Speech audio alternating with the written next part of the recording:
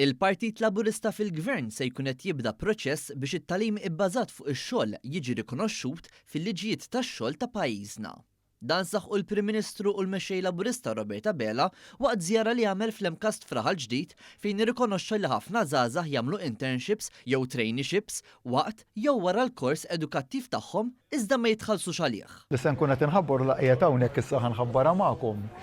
Il-ħsieb tagħna huwa li nagħmlu bidliet fil-liġijiet tax-xogħol biex niżguraw li il-placement ikun imħallas ukoll, ikun hemm marbut miegħu ħlas li jkun diċenti għal dak l-istess placement u għalhekk ukoll inkomplu nagħtu l-valur lejn l-istudju u x-xogħol tagħkom. Jiena nemmen sinċerament illi il-kontribut li tkunu qed tagħtu fil-ħin tagħkom fuq il-postijiet tax-xogħol minkejja li waqt kors ta' studju, dak xorta waħda għandu jkun imħallas. Issa b'din ir-riforma l-istudenti u l-gradwati se jkunu qed jingħataw il-ħlas xieraq filwaqt li din il-proposta se tara li dawn l-istudenti jkomplu jtejbu l-ħiliet tagħhom bħala parti mill-Manifest Laburista favur iż-żgħażagħ. Il-Prim Ministru wkoll fakkar fil-proposti l-oħrajn li diġà tħabbru bħal Kickstart li se tgħin żgħażagħ li jibdew in-negozju tagħhom fl-ewwel 3 snin minn meta jibdew jaħdmu full-time jew jiftħu negozju bħala startup.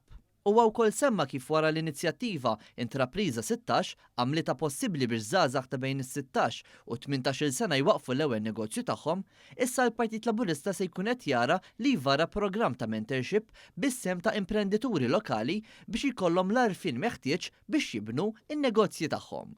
Żgħażagħ ta' bejn it-18 u l-21 sena wkoll se jingħataw kreditu ta' €200 fis-sena bl-Arts Pass biex jattendu avvenimenti kulturali bħal kunċerti mużikali, wirjiet, produzzjonijiet teatrali, films u sfilati tal-moda fost oħrajn.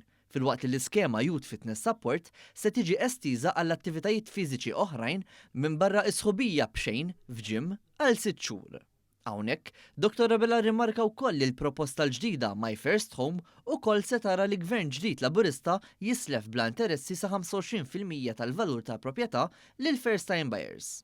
Il-Prim Ministru temm jelenka li l-viżjoni tal-Partit Laburista għaż-żgħażagħ li jibqa' jinvesti fir-realtajiet tagħhom filwaqt li jinkiseb bilanċ bejn ix-xogħol, l-istudju u l-ħin liberu.